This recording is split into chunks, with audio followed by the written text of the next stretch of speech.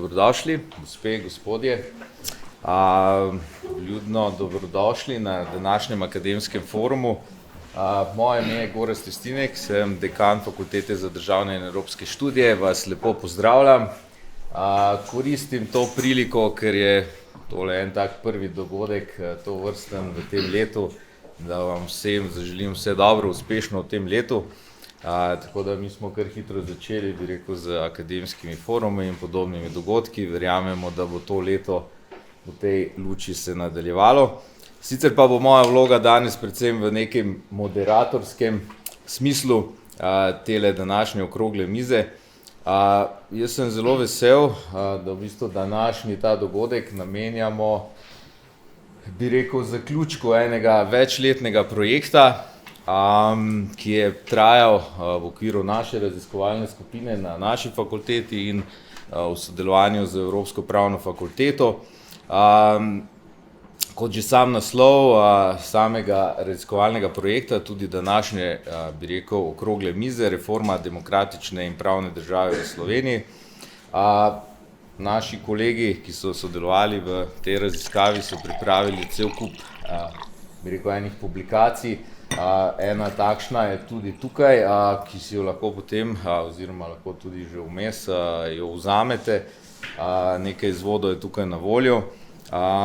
Tako da veliko je bilo publiciranja, kar nekaj je bilo strokovnih prispevkov, znanstvenih prispevkov, tudi dogodkov.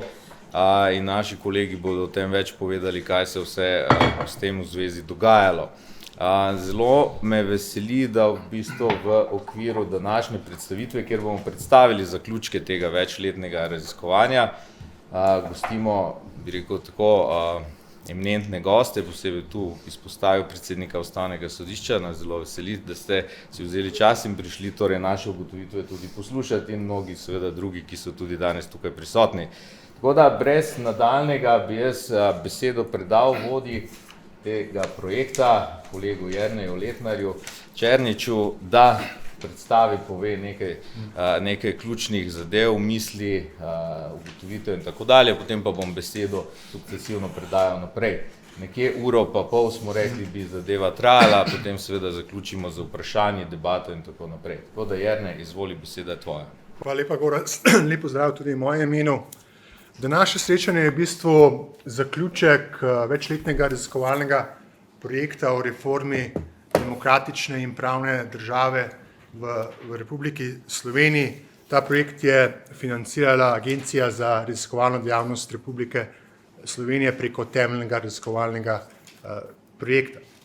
V okviru tega projekta smo se spraševali, kako izboljšati stanje slovenske demokratične in pravne države, ker vendarle veliko se nas strinja, da smo zdaj na nekakšnem prelomni točki, kjer se odloča, ali bo slovenska država še vedno temeljila, pa njeno delovanje še vedno temeljila na nekaterih starih praksah, ali pa vendarle bomo prelomili z starimi praksami in bomo ponotranjili vrednote neke sodobne ustavne demokracije, sodobne demokratične in pravne države, kot jo poznajo na Zahodu.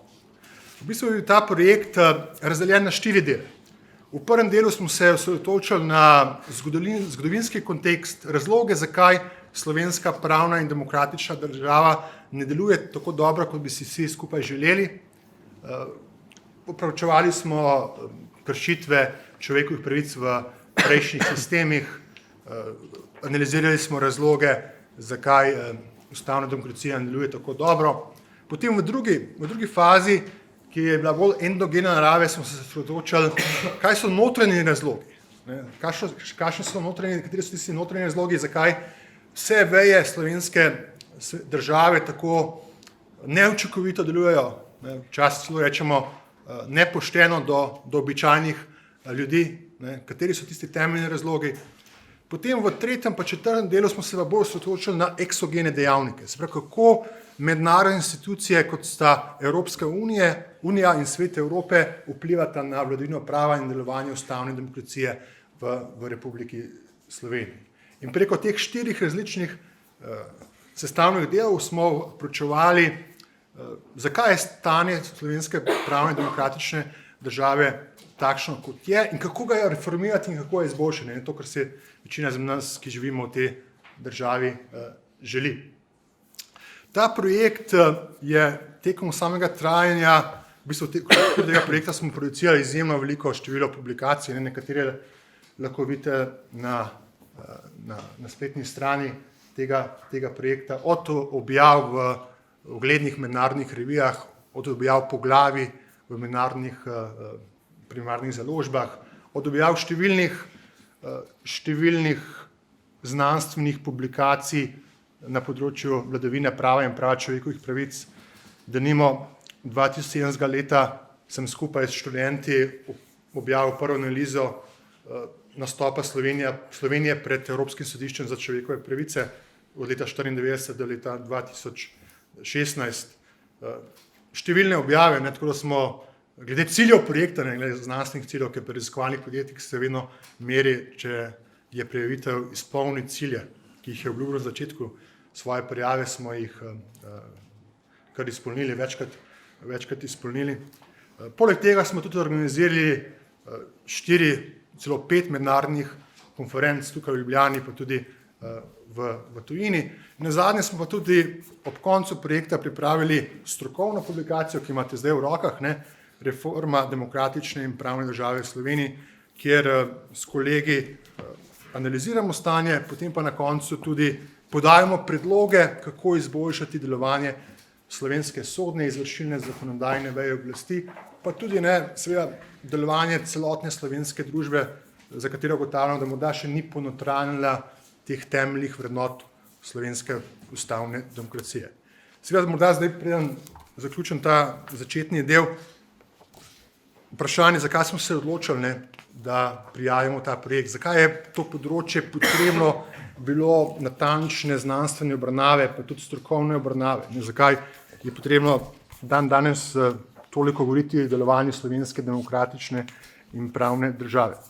In tukaj, če boste kasneje lahko vzeli v roke, jaz sem se večkrat sprašujem, zakaj Slovenija denimo zaostaja po razvoju, pa po delovanju demokratičnih institucij za Zvezno republiko Nemčijo. Kakšna je razlika med nami pa Zvezno republiko Nemčijo? In v teoriji, predvsem te ekonomske geografije, se pojavljajo 4 tisti kriteriji, ko se države med seboj primerjajo. En kriterij je geografska lega. Tiste države, ki so bolj na severu, so praviloma bolj razvite kot tiste države, ki so locirane kot ekvatorja. Tukaj med Nemčijo pa Slovenijo ni kakšnih posebnih razlik. Potem drugi kriterij je, ko so kultura, običaji, tradicije. Tukaj bi tudi težko rekli, da je nemško prebivalstvo bolj delovno ali pa manj delovno kot slovensko, ali pa obratno, se lahko primerjamo. Tretji kriterij je razvoj gospodarstva pa kapaciteta naravnih resursov, naravnih virov. Tudi tukaj lahko rečemo, da morda Slovenija in Nemčija sta primerljivi in obe državi nista bogati glede naravnih virov, razen seveda vode in tako naprej. Četrti kriterij, ki ga pa vsi znanstveniki, raziskovalci v primerjalni teoriji poudarjajo, je pa kakovost delovanja institucij demokratične in pravne države. In to je tisti kriterij, ki lahko pojasnjuje, zakaj naša država tako zaostaja, tako po ekonomskem kot družbenem razvoju za Zvezno republiko Nemčijo. Nemčija ima izjemno močne institucije demokratične pravne države, ki uživajo zaupanje prebivalstva. Medtem ko v Sloveniji se vemo, da je odstotek zaupanja v demokratične institucije zelo nizek. In to je bil tisti glavni razlog, zakaj smo se odločili za prijavo tega projekta in potem tudi delo na tem projektu, kako izboljšati delovanje slovenske demokratične in pravne države, ker navsezadnje je od tega odvisno tudi preživetje slovenske države in preživetje slovenskega naroda. Zdaj smo na točki, ko se moramo odločiti, ali bomo res delovali vsi skupaj v neko skupno dobrobit, ali bomo dopuščali, da neka neformalna omrežja na takšen in drugačen način ugrabljajo institucije demokratične in pravne države. Hvala lepa, Jernej. Zahvaljujem se za to uvodno predstavitev. Preden predam besedo kolegu Avblu, ki je prav tako bil eden od pomembnih delov te raziskave, bi rekel to, kar si tudi ti že dopolnil in je absolutno potrebno dodati, torej in poudariti, torej projekt je bil podprt strani naše raziskovalne agencije, prav tako pa seveda na tej točki tudi zahvala naši univerzi, ki je v bistvu ta celoten projekt skozi vsa ta leta podpirala in konec koncev kar nekaj stvari tudi omogočila. Tako da zahvala, bi rekel, vsem našim podpornikom, ki je ta projekt pravzaprav omogočila. Tako da Matej, izvoli, beseda sedaj tvoja. Hvala lepa, Gorazd, hvala lepa vsem, ki ste prišli. Na nek način sem zelo zadovoljen, da sedim tu ob koncu tega projekta. Po drugi strani sem tudi žalosten, da se je projekt končal.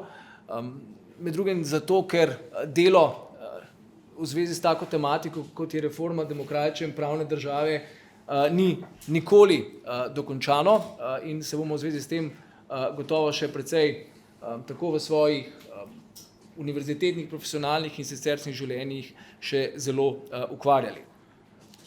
Jernej vam je zamolčal, na nek način je pustil vtis, da je zgolj ta knjižica tisto, kar bo temeljni izplen tega projekta, pa to še zdaleč ne drži.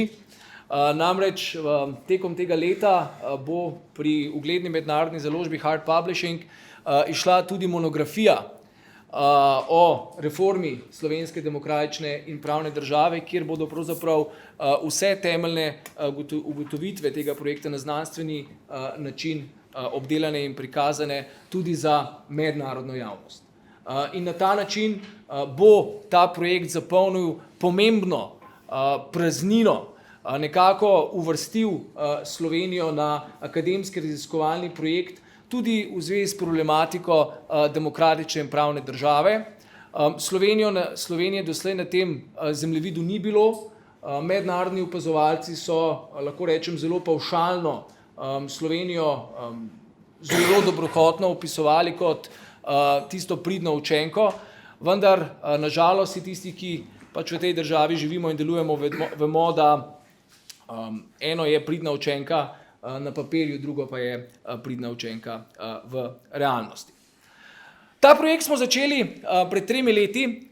Že takrat je bilo jasno, da je čas z vidika vladavine prava in demokracije nekako usoden.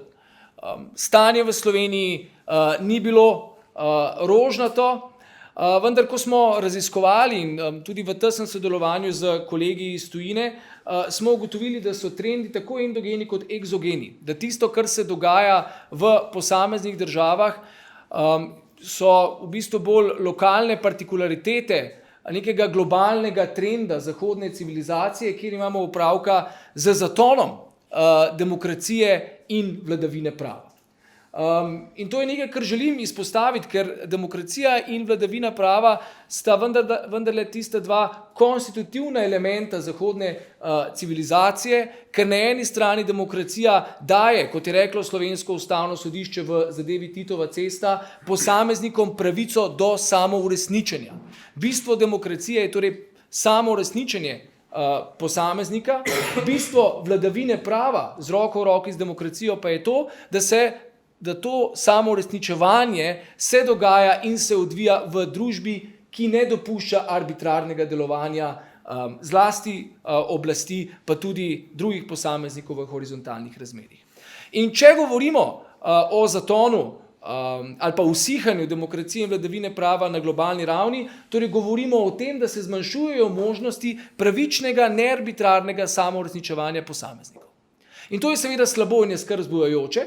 In naša predpostavka, nažalost pa tudi ugotovitev, je bila pač ta, da v Sloveniji smo torej na globalni ravni, smo del tega trenda usihanja demokracije in vladavine prava, pri čemer pa v tej Sloveniji svojih zgodovinskih razlogov demokracije in vladavine prava niti še nismo do konca nikdar razvili. Skratka, smo v izjemno fragilni situaciji, ki lahko opažamo na vseh področjih delovanja slovenske demokratične in pravne države. Moja metoda, morda bi rekel še nekaj o tem, in pravzaprav metoda celotnega projekta kot takega je bila pravo v kontekstu, law in context. Predpostavka tega projekta je bila, da drugače, kot je mogoče mainstream pravniški pristop v tej državi, je to, da se ne moremo zadovoljiti z stanjem demokratične in pravne države zgolj tako, da pogledamo, kaj piše v papirju. Kaj piše v ustavi, ali imamo lepe zakone, ali jih je državni zbor sprejel na ustrezen način, ali smo vse ustrezno implementirali z Evropske unije. Skratka, da se vse na knjigah, če tako lahko rečem, vse sija. To je ena dimenzija. Tisto, kar nas je zanimalo in tisto, kjer jaz mislim, da v Sloveniji je dejanski največji problem, je to, kako te zadeve delujejo v praksi. In predpostavka in tudi ugotovitev tega projekta je bila, da obstaja na številnih področjih velikanska diskrepanca med tistim, kar je v knjigah in tistim, kar bi moralo biti v praksi. In eno od raziskovalnih vprašanj tega projekta je potem seveda tudi bilo, odkot ta diskrepanca, kateri so tisti razlogi, da se nam dogaja to, kar se nam dogaja. In ko smo identificirali te razloge, smo se seveda potem morali nujno tudi vprašati, to je bil pa normativni del projekta, kaj storiti, da bi te pomanjkljivosti odpravili. Imam zelo malo časa, zato ne bom več dolgovezil in se bom morda osredotočil na tisto policy področje, ki mi ga Jernej namenil v tej knjižici, in to je reforma sodne veje oblasti v Republiki Sloveniji. Tisti, ki boste tu to brali, bodisi da prihajate znotraj sodstva, iz politike, iz civilne družbe in akademskega sveta ali pa ste popolni laiki, boste pač ugotovili, da je to poglavje provokativno. Provokativno pa je zato, ker mislim, da je dolžnost danes, ko ugotavljamo, da je sistem klinično mrtev, sistem sodstva v Sloveniji klinično mrtev, ker ne uživa nikakršne zaupanja med ljudmi. Uživa manj kot 20% zaupanja med ljudmi, da je nujno treba začeti razmišljati o reformi tega sodnega sistema out of the box. Torej, da enostavno na premisah obstoječega sistema ne bomo, razen z raznimi PR-ovskimi prijemi, dosegli tistega, kar je res potrebno, da bi to sodstvo ponovno uživalo ustrezen ugled v javnosti. Ustrezen ugled v javnosti pa bo uživalo takrat, ko bo pravico dejansko delilo v skladu s črko zakona in ko bo v zvezi s tem ustvarjalo tudi ustrezen videz. Jasno, v tem svojem poglavju omenim, da kot se v pluralni družbi spodobi, glede stanja v slovenskem sodstvu obstajajo različni pogledi. Nekateri so zelo afirmativni, pravijo pravzaprav, da je vse v redu, posamezne pomanjkljivosti, gremo k zobozdravniku, povrtamo zob, naredimo plombo in je vse v redu. Na drugi strani so pogledi, ki pravijo, da je vse narobe in imamo opravka s krivosodjem in da je pravzaprav sistem v razpadu. Jasno, v našem znanstveno-raziskovalnem delu smo ugotovili, kar smo morali ugotoviti, da nobene od ekstremov ne drži. Ugotovili pa smo, da obstajajo številne zgodovinske in v današnjem času pogojene lastnosti, ki napravljajo to sodstvo izjemno institucionalno šibko. In ta izjemna institucionalna šibkost sodstva ima pa seveda v prvi vrsti upraviti z osebnostno šibkostjo tistih ljudi, ki v sodstvu nastopajo. Ker s tem našim law in context pristopom, sociološkim, zelo nepravnim pristopom, če hočete, smo demistificirali pravo. In smo rekli, da pravo ni samo za ljudi, ampak pravo tudi je od ljudi. In naše sodstvo je toliko močno, je toliko institucionalno močno, je toliko prepričljivo, kolikor so takšni posamezniki, ki v sodstvu nastopajo. In v analizi, v širši knjigi in v tem članku, pač ugotavljam, da iz zgodovinskih razlogov je slovensko sodstvo masoven birokratski sistem, v največji meri sestavljen iz brezimnih stoterih posameznikov, sodnikov zamišljenih kot birokratov, katerih vloga ravno ni v tem, da bi kot sodniki neodvisni posamezniki zagotavljali neodvisno delovanje tega sodstva. To je pač sistem, ki smo ga nasledili iz nekdanje države in sistem, ki ga nikdar nismo ali pa nismo želeli spremeniti. In sistem takšen, kot je, ne deluje. Uvidimo, da ne deluje. In lahko bolj skrb vzbujajoči zaključki so, da morda sistem namenoma vzdržujemo tak, kot je, da ne deluje, ker to ustreza določenim skupina moči v tej državi. Pa tudi, če to odstranimo, dejstvo je, da v sociološkem smislu ta sistem ne deluje. In zato jaz v tem svojem prispevku predlagam, da bi bilo nujno treba ta birokratski sistem razbirokratiti in dejansko slovenske sodnike napraviti za sodnike. Kar pomeni, da bi bilo treba znatno zmanjšati tako število slovenskih sodišč, okrajna sodišča so popolnoma nepotrebna, praktično je bilo treba prepoloviti število slovenskih sodnikov. S tem, ko bi prepolovili število slovenskih sodnikov, bi lahko tudi poskrbeli, da bi bili ti sodniki ustrezno nagrajevani. Namreč na način, kot so sodniki nagrajevani danes, je popolnoma jasno, da v sistem ne morejo privlačiti najboljših pravnikov. In tisto, kar je po moje bilo nujno, je to, da v slovenski sistem sodstva uvedemo kabinetni sistem sojenja. Mi imamo eno institucijo in danes imamo tu tudi njenega predstavnika, predsednika Ustavnega sodišča in bivšega predsednika Ustavnega sodišča, ki smo jo po osamosvojitvi postavili na novo in ki dejansko opravlja funkcijo sojenja. In ki dejansko na nek način je sestavljena iz sodnikov, neodvisnih posameznikov, ljudi z neko meritokracijo in strokovno integriteto, ki imajo za sabo strokovni štab v obliki svetovalcev, v obliki nekih kabinetov, ki omogočajo temu sodišču, da strokovno, relativno hitro in uspešno opravlja svojo nalogo. Nekaj od tega modela, tako imenovano kabinetno sojenje, bi bilo nujno prenesti tudi v obstoječ slovenski sodni sistem. Tako da ne bomo več poslušali, da imajo tožilci ekipo, da ima policija kolektiv, sodnik je pa sam. Popolnoma jasno je, da sodnik danes sam v tem izjemno kompleksnem postmodernem svetu nima vsega znanja, da bi razreševal vse probleme pred sabo. Zato je nujno, da ima sodnik kabinet svojih strokovnih svetovalcev, ki mu pomagajo pri upravljanju njegove sodne funkcije, pomagajo mu misliti, sodnik je pa tisti, ki bo potem res odločil in razsodil v dani zadevi. Le tako bomo mi lahko zgradili sodstvo, ki bo dejansko neodvisno in učinkovito, ker bomo gradili na individualni neodvisnosti sodnikov kot posameznikov. Še en gradnik, in potem bom tu končal, da ne bom predolg, je nujno treba spremeniti v slovenskem sodstvu. Jaz mislim, da je končno treba dati meso na ustavne kosti sodnega sveta. Sodni svet, povem jasno in glasno, takšen kot je danes, je popolna farsa. Ustavni institut, v katerem ni nihče profesionalno zaposlen. Nihče ni zaposlen v ustavnem institutu, v ustavnem organu, katerega naloga je zagotavljanje neodvisnosti sodstva. In to nalogo v sociološkem smislu upravljajo ljudje v popoldanskem času, 2-krat na mesec, za beden honorar, in jasno je, da te naloge ne upravljajo, ker ne morejo upravljati.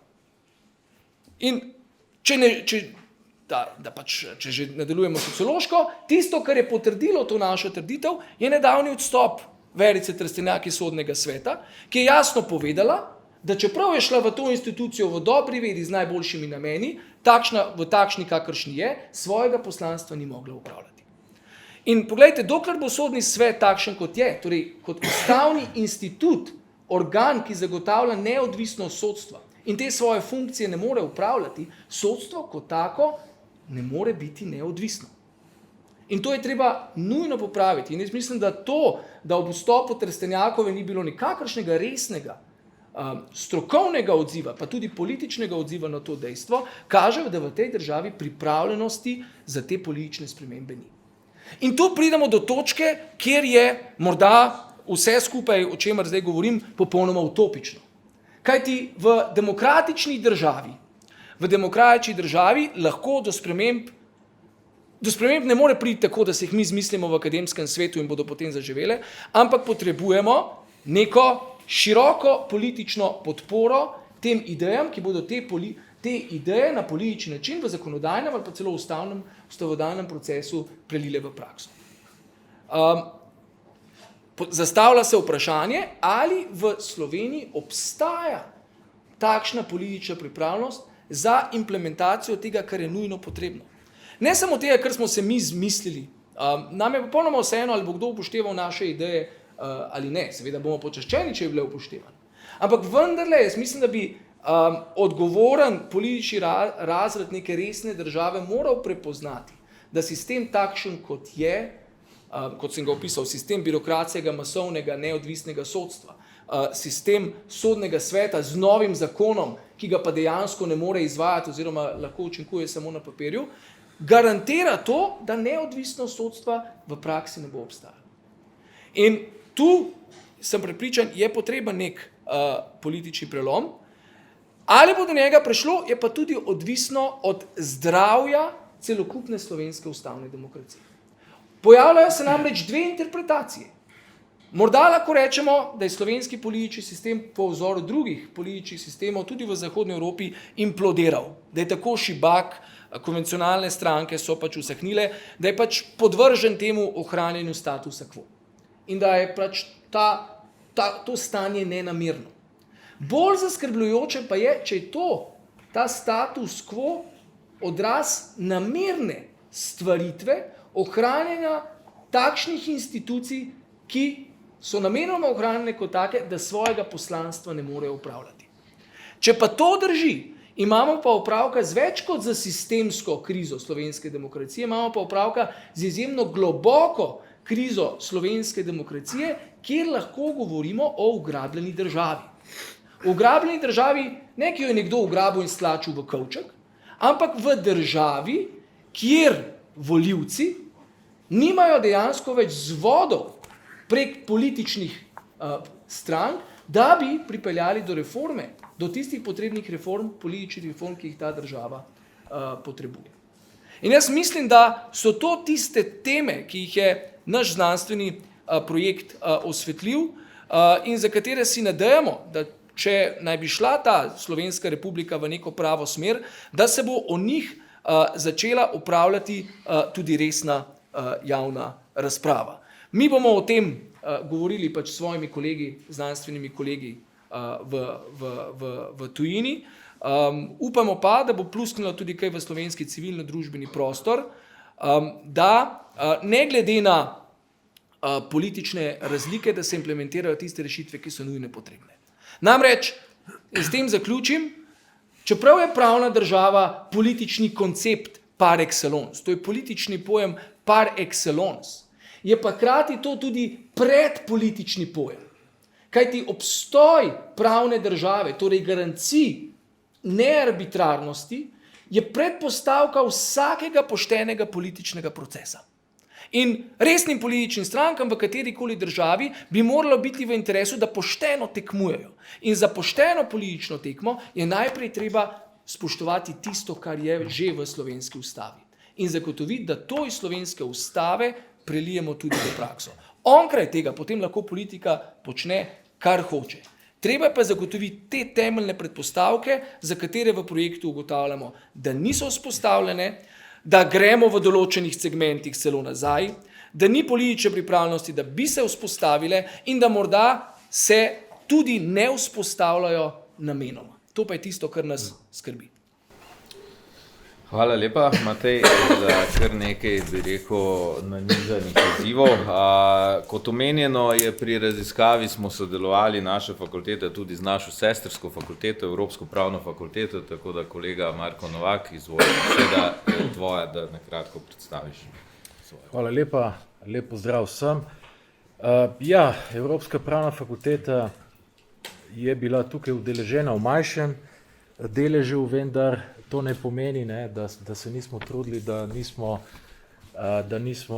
bi rekel, srcem bili pri tem projektu, lahko bi rekel, 3 leta živeli ta projekt in lahko rečem, da rezultati niso samo te publikacije, ampak tukaj je treba omeniti, da vsej 3 smo nadobudni kolumnisti, in seveda tudi tam veliko idej na portalu Jusinfo, tudi tam nekaj veliko idej izpostavimo, seveda je pa to tudi naše javno delo, izraz tega potem predavanja, kar mora biti na koncu v teh znanstvenih točkah, nič ne šteje, ampak vseeno smo ta projekt nekako živeli. Jaz mislim, da tisto, kar je bilo naše pomembno izhodišče, je bila naša skupna orientacija k boljši Sloveniji, če lahko rečem zahodni, sodobnemu pravu, zgled predvsem, bi rekel, vsej bližje severnoevropsko usmeritev. Seveda smo temu sledili tudi, nekateri tudi na terenu, če se lahko tako izrazim. Ne. Zdaj seveda moram poudariti, da vsi smo tukaj intelektualci, ne, samostojno razmišljamo in seveda to tudi povemo, kaj si mislimo. Ne. Morebiti tu pride tudi do kakšna iskrica med nami samimi, ne. Seveda to je stvar tega, bi rekel, konstruktivne debate, vendar jaz mislim, da smo nekako skušali v vseh vprašanjih, se nismo prav strinjali 100%, ampak mislim, da smo tisti skupni imenovalec vseeno skušali nekako ohraniti in to bo tudi izhaja iz tega našega dela. Ne. Ja, zdaj jaz sem tukaj bil potem nekako zadolžen malo za ta zgodovinski del, s tem se nekako ne bi tukaj toliko ukvarjal, da smo malo bolj aktualni. Seveda mi je bila zaupana, mogoče tudi zaradi moje vloge, da ne bi bil epistemološko obremenjen tudi v samem sodnem svetu, ne. Mi je bila bolj zaupana zato, da ostane, seveda ti moraš jasno, če si nekako, bi rekel, ne samo opazovalec, tudi igralec, ne, moraš do neke mere tudi opravičevati svojo institucijo.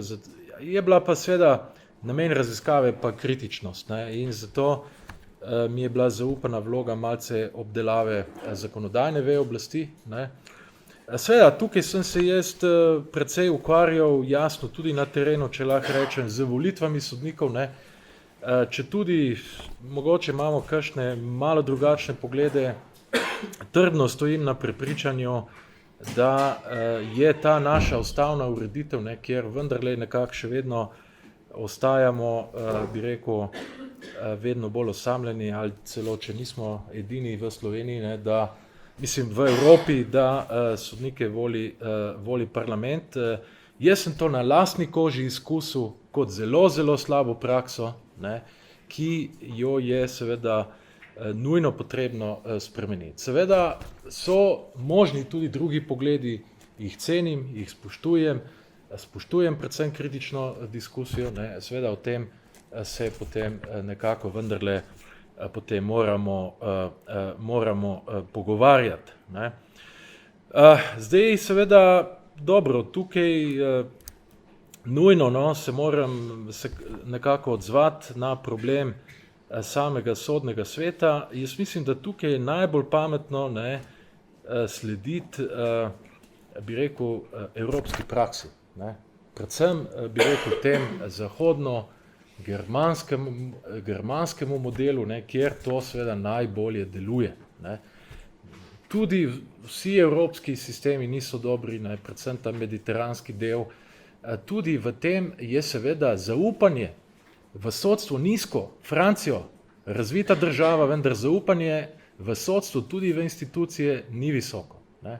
Italija tudi ni. Ne. Predvsem je seveda naš zgled, kar se tega tiče, seveda to je tudi z tem ustavnim, se navezujem, ne, na volitve sodnikov, je seveda, no, meni je vedno zgled bil Nizozemska, ne, nizozemski sodni svet se tudi uveljavil v tej evropski mreži sodnih svetov kot najbolj napreden, kot najbolj, seveda so tudi skandinavske države tukaj, ne. Dobro, nekatere države tudi nimajo sodnih svetov, pa krasno delujejo, ker je seveda pravna kultura različna, no, tukaj se navezujem na kolego Jerneja, ne, seveda Nemčija, ne, Nemčija ga verjetno, čeprav so tudi nekaj razmišljanja, da mogoče bi to uvedela, ampak v globalu ga pravna nemška kultura je ministrstvo za pravosodje, nima take dediščine, kot jo pri nas imelo, ne, in dovolj odgovorno opravlja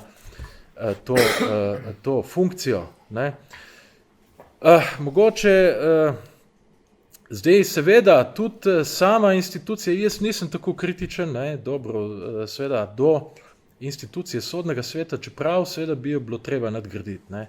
Nekatere zadeve so bile, bi rekel, neki mali koraki z novim zakonom, potem tudi svoj je sodni svet postal proračunski uporabnik, ampak seveda najmanjši proračunski uporabnik v državi. To je pol milijona evrov za vse skupaj, za vse plače, za sejnine, za vse komplet, ne, kar je očitno premalo. Ne more na ta način odigrati in potem seveda s temi 500 tisoči lahko dejansko opravlja to, kar zdaj opravlja. Ne. To so pa te na vsaki 14 dni te seje in potem ta kadrovska. Ne. Jaz se sicer ne strinjam, da je sodni svet podaljšek sodne veje oblasti, kar vse v našem primeru ne drži. Ne drži, ker je 5 članov je zunanjih pravnikov, ki so do sodstva lahko zelo kritični in za vse pomembnejše odločitve je dvotretjinska večina. Ne. Zdaj seveda poteza kolegice Trstenjakov je pač njena osebna odločitev. Sam sem bil lahko večkrat, tudi lahko pred tem, ne, ampak sem pač tak človek, da se borim naprej, če tudi za neke drobtinice. Ne. Potem seveda pa, če se navežem, ne, v kontekstu, bi rekel, te spremembe ustave, glede volitve sodnikov, sem pa zelo nenaklonjen tako imenovanemu poskusnemu mandatu, ne, ki mislim, da to je bila nič drugega kot politično kupčkanje za to, da bodo poslanci sprejeli spremembo ustave, ne, to je malo palice za poslance, dajmo jim malo korenčka. Korenček je pa poskusni mandat, ne, ki ne bo tukaj prinesel nič drugače, kvečem bo prinesel probleme. Ne. Srbi pravijo, ne tega uvajati, ker boste imeli težavo, državljani ne bodo v to zaupali, ne.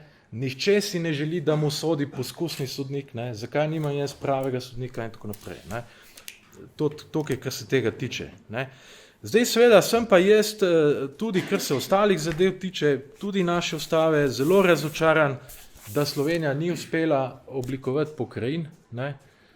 Tudi sem pristaš tiste, bi rekel, že davno izražene ideje, da bi mogoče z nadgradnjo lokalne samouprave, ne, tudi povezali pokrajine z državnim svetom, ga nekako nadgradili. Ne. Jaz mislim, da to res ena zadeva, ampak vidim, nič se na tem področju ne premika. Potem seveda, tukaj so tudi v tem mojem prispevku kodeks etike poslancev, ne, tudi seveda zlorabe zakonodajnega postopka in tako naprej. Ne. Tudi prehitro, nedomišljeno spreminjanje zakonodaje, tako da ne bi zdaj šel v te detalje, da nakradem preveč časa. Ne. Tako da bi na tej točki vas vabim, ne, tudi k branju teh prispevkov, bi pa se na tej točki zaključil s to kratko predstavitvijo. Hvala lepa, kolega Novak. Eden izmed raziskovalcev, ki je prav tako bil aktivno vključen in bo danes predstavil nekatere svoje ugotovitve, je bil tudi kolega Dejan Valentičič, tako da izvoli, beseda je tvoja. Hvala lepa za besedo. Lep pozdrav tudi v mojem imenu, torej na tej zaključni preditvi tega projekta, v katerem smo se zadnjih par let ukvarjali, da smo, bom tako rekel, vsebinsko pretresli vse člene slovenske ustave. Kajti koncepta demokratične in pravne države seveda nista koncepta, ki se zajeta v 1. in 2. členu ustave, ampak v vseh členih ustave. Torej, v projektu smo poskušali pogledati na vse vidike slovenske družbe in predvsem slovenske ustavne identitete. V prvi smeri, torej nekako v prvi fazi, predvsem seveda, kako z ustrezno vsebino napolniti že obstoječe člene. Kajti upa se trditi, da je neko skupni zaključek vseh sodelujočih raziskovalcev, da slovenska ustava ni slaba ustava, je dobra ustava vsebinsko. Kar nam manjka tukaj je seveda ta vsebinski preskok, ki bi jo ustrezno napolnil. Torej, to je bil prvi, lahko rečem, verjetno večinski del, na to pa seveda drugi, kje bi bile potrebne neke ustavne spremembe. Zdaj, v tej knjižici, ki jo danes predstavljamo, seveda gre za strokovno monografijo, torej je šlo predvsem za neke predloge nekih dokaj tehničnih rešitev pri 3 oziroma 4 vejih oblasti, medtem ko neke širše, teoretične, načelne, pravno-filozofske stvari so seveda objavili bolj v drugih znanstvenih delih. Kar se tiče te knjižice, torej meni je tukaj bila zaupana naloga nekako predstaviti neko kritično analizo in nek predlog ukrepov, kar se tiče izvršilne veje oblasti. In tukaj seveda lahko rečem, da seveda tukaj je tudi dobršna mera subjektivnosti. Kajti, seveda najdemo vsi neke težave, ki so v veliki meri skupne, mogoče kakšna razhajanja, pri iskanju rešitev pa je zagotovo vedno tudi nek seveda osebni pogled na stvari. Zdaj, v samem besedilu se kar nekajkrat, bom rekel, celo mogoče prepleteva s kolegom Novakom, deloma tudi z drugimi, seveda, ker v našem ustavni reditvi, torej delitve oblasti, vendarle ta delitev ni tako močna kot seveda pri ločitvi, torej je to vprašanje zakonodajne in izvršilne veje vendarle precej prepleteno. Recimo eno vprašanje, ki se v slovenski družbi sporadično, dokaj pogosto pojavlja, je vprašanje načina imenovanja vlade. In tukaj se mogoče po momentih zazdi, kot da bi Slovenija bila stalno v nekem tretji svetovni vojni, kjer se pravkar bori svojo izkrcanje za Normandijo, torej vsak teden odločilen. Torej, ta stvar seveda je eno legitimno ustavno pravno vprašanje, vendarle pa ni to neko, recimo za reč, ključno vprašanje, kako bo slovenska demokratična država naprej delovala. Torej, tukaj tako jaz kot kolega Novak tudi predstavlja neke predloge, kako bi se dalo to izboljšati. In tukaj gre seveda bolj za tehnično rešitev. Bolj pomembne stvari pa so neke stvari, ki so v izviru tehnične, so pa nekako izjemno povezane z vsebinskimi stvarmi. Recimo, seveda tukaj bom zdaj predstavil samo določene izbrane vidike zaradi omejitve časa, no prej je bilo omenjeno vprašanje lokalne samouprave. Ena dilema, s katero se jaz ukvarjam v mojem tekstu, je vprašanje torej strukture vlade, razdelitve vsebin po resorih, po ministrstvih in posebej tukaj recimo neko, po mojem, neustrezno nekako umestitev in vrednotenje vprašanja ministrov brez listnice. Zdaj, če mi pogledamo tukaj vprašanje lokalne samouprave in regionalizma, smo v preteklosti imeli ministra brez listnice, torej samostojno službo, ki je na to bila nekaj časa pod predsednikom vlade, sedaj pod ministrstvom za javno upravo in tako dalje, ampak v resnici bolj kot neka tehnična umestitev, kje to službo imamo, kdo jo vodi, je seveda tukaj pomen rezultat. In različne so mnenja o številu občin, o pokrajini in tako dalje, ampak če potegnemo črto, kar se Sloveniji posebej v zadnjem desetletju, pa tudi prej že dogaja, je, da dobesedno je cela Slovenija doživlja nič manj kot opustošenje na račun prestolnice. Torej, naše podeželje se prazni, državne institucije so skoncentrirane v prestolnici, temu sledi tudi zahodni kapital, službe se koncentrirajo tukaj. Vprašanje, na katero v resnici do sedaj nismo našli odgovora. In verjetno bo tudi tukaj seveda strani vlade, čeprav je marsikaj tudi vprašanje zakonodajne veje oblasti, ampak brez neke iniciacije strani izvršilne veje oblasti, do tega preseka bo zelo težko prišlo. Sem pa trdno prepričan, da gre za eno najakutnejših težav, s katerim se Slovenija trenutno sooča. No, mogoče ena taka dilema, recimo, ki se jo splača tukaj omeniti, ko sem omenil to umestitev torej službe za lokalno samoupravo, je gotovo tudi umestitev te recimo službe za razvojne evropske zadeve, ki jo trenutno tudi vodi minister brez listnice. Torej, kakorkoli obračamo, rezultati niso dobri. In v resnici, a se mi tukaj recimo poslužimo romunskega modela, ki imajo ločenega ministra za razvoj, ločenega za evropske sklade in ločenega za evropske zadeve in sta dva od teh treh ministrov so celo podpredsedniki vlade. Ali se lotimo neke popolne integracije v eno ministrstvo. Recimo zelo zanimiva rešitev je na Norveškem, kjer imajo recimo za razvoj enega državnega sekretarja, ki pa je dejansko druga najpomembnejša funkcija vlade.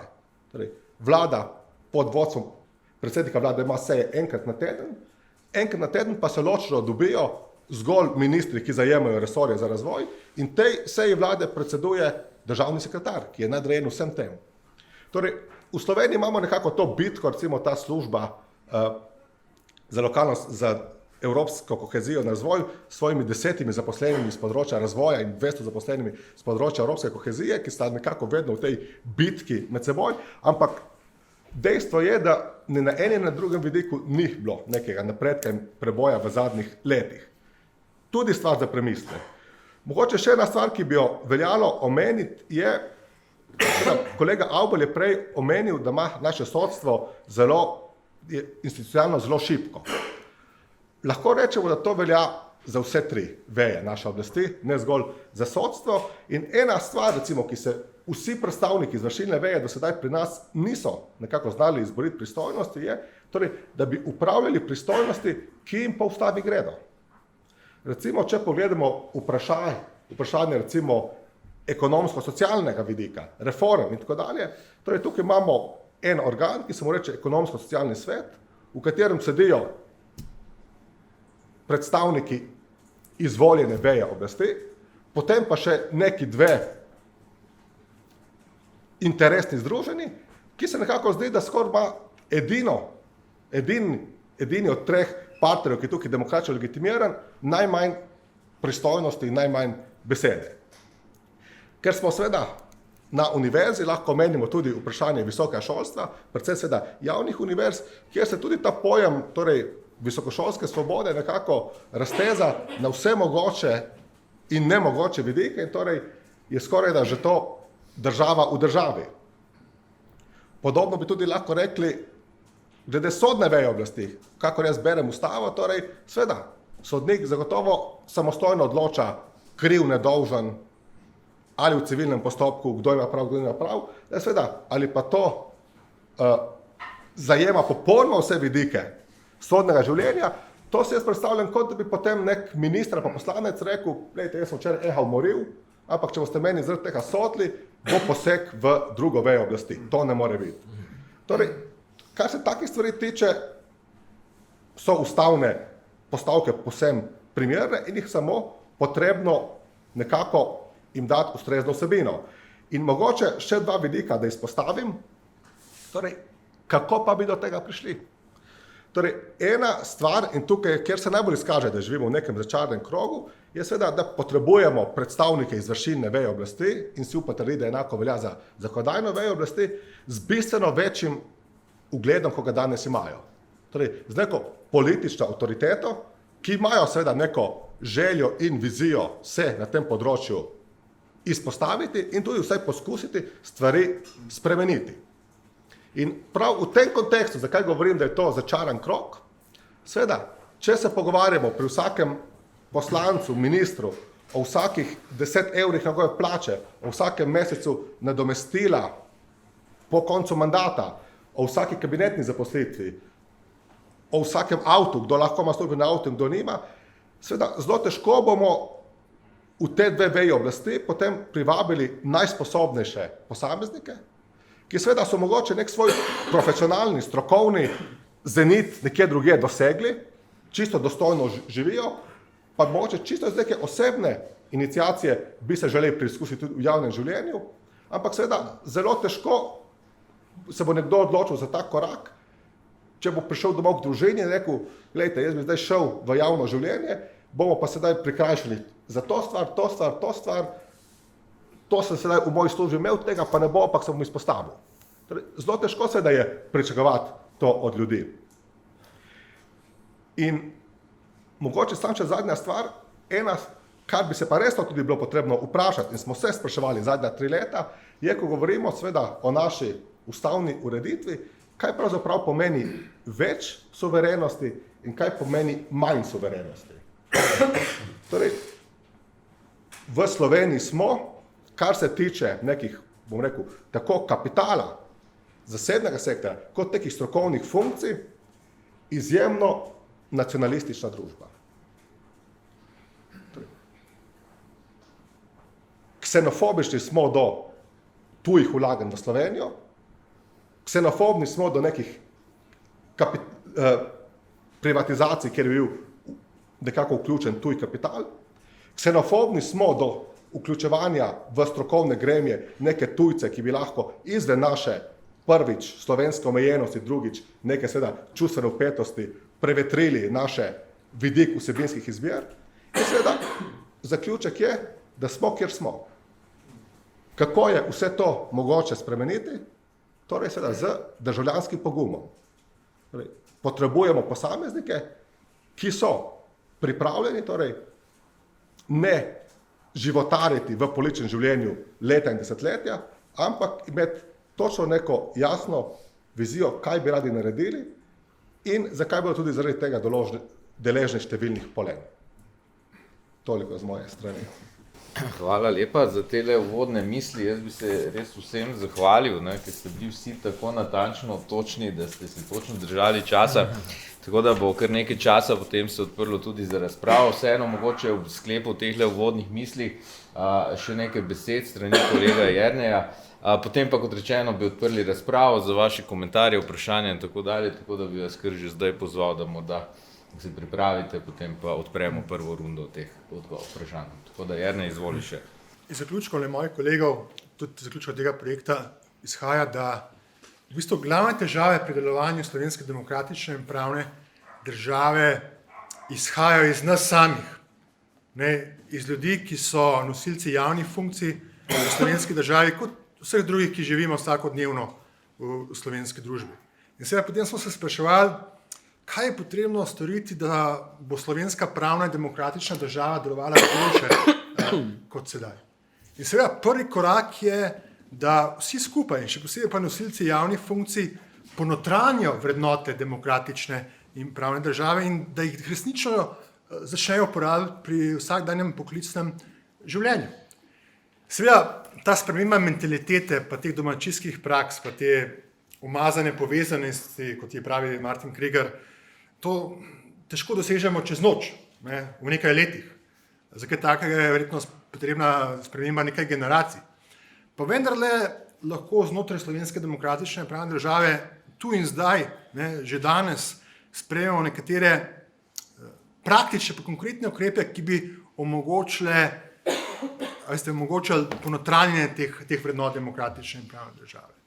In kateri ukrepi denimo bi to bili? V slovenski demokratični pravni državi moramo več poudarka dajati na tem, da se borimo zoper vsakršno dejansko ali pa navidezno prisotnost konflikta interesov nosilcev javnih funkcij.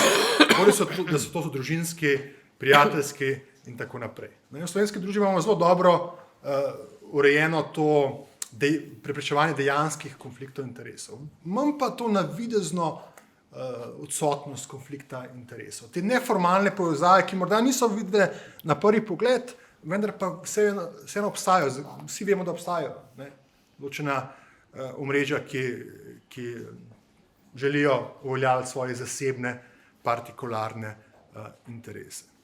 Zagotovo je tudi en ukrep, ki bi morda bil potreben izboljšanja nadzora nad prijavami lobističnih stikov z nosilci državne oblasti in javnimi uslužbenci.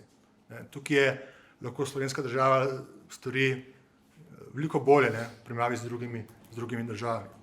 Potem tretji korak, zagotovo uvedba tudi morda specializiranega sodišča za obravnavo koruptivnih dejanj. In morda tudi, čeprav morda ta predlog se bo slišal malce kontroverzen, velja razmisliti o vključitvi tujih ekspertov, tujih strokovnjakov v nadzorna telesa slovenske demokratične in pravne države. In tukaj imam v mislih organe, kot je Sodni svet, morda tudi protikorupcijska komisija.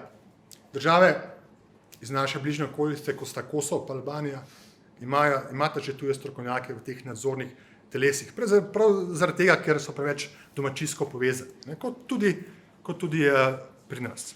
In seveda, navsezadnje je pa veliko tudi odvisno od izobraževanja novih generacij. In tukaj v slovenski državi bi se mogli bolj prizadevati za pluralizacijo izobraževanja na vseh ravneh, predvsem pa na področju visokega šolstva, tudi z nastankom morda kakšnih novih univerz, dodatnih pravnih fakultet, ker samo tako bomo lahko s časoma ponotranjali ali prenesli te vrednote na mlajše generacije. In še ena stvar, ki še nismo omenjali, četrta veja oblasti, pogosto rečemo v teoriji, da je zelo pomembna za delovanje slovenske oziroma katerekoli demokratične pravne države. Se pravi, svoboda izražanja, mediji, raziskovalno novinarstvo. Torej pravijo, da so mediji public watchdog, se pravi javni pes čuvaj, ki nadzira vse tri veje oblasti. Tukaj v Sloveniji dobro vemo, da svoboda izražanja ni tako uresničena pa zavarovana, kot bi lahko bila. Vemo, da lahko vsakodnevno poslušamo takšne in drugačne histerije o tem, kaj je ali pa ni sovražni govor, večinoma s ciljem, da se izključi določenega posameznika iz javne razprave in da se ga označi za nestrpneža in nevrednega sodelovanja v javnem prostoru. Ne. Zagotovo bi si mogli prizadevati za večjo pluralizacijo javnega prostora in medijev v slovenski družbi. Vsi vemo, ne, da na področju tiskanih medijev v bistvu celoten slovenski prostor preko posrednikov in povezanih podjetij in slamnatih mož kontrolirata 2 gradbeni podjetji, ne, kar je značilnost, tipična značilnost nekega postsovjetskega medijskega prostora, ne, da preko cross-sectorja, se pravi lastništva iz drugih sektorjev podjetij nadzirajo odločene druge medije. Da ne govorimo o javni radioteleviziji, ki namesto, da bi poudarjala, zavarovala pluralnost slovenske družbe, se bolj nagiba k monističnem delovanju, zastopanju samo določenih stališč, ki so blizu, a pa so apologetska do vsakokratne oblasti. Tako da na koncu bi se jaz tudi zahvalil še enkrat vsem kolegom, ki so sodelovali na tem projektu, ter kolegici Ines Vodopivec, ter seveda tudi vodstvu Nove univerze ter Agenciji za raziskovalno dejavnost, ki so nam omogočili, da smo se lahko osredotočili na ta projekt, ki v bistvu, ne, kot je rekel kolega Abo na začetku, bil nekakšen privilegij, ne, da smo imeli možnost, da se posvetimo 3 leta temu vprašanju, ki se nas tako, veste, tudi čustveno navezuje, ker vsi na vse zadnje živimo v tej slovenski družbi in bi si želeli, da naša država in naša družba bolje deluje in da se vsi bolje razumemo in da lahko nekako razpravljamo o pomembnih javnih vprašanjih v pluralnem, prestrpnem dialogu. Vse je pa na koncu odvisno od nas samih, ljudi, ki živimo v slovenski družbi in ki zasedamo odločene javne funkcije. Hvala lepa.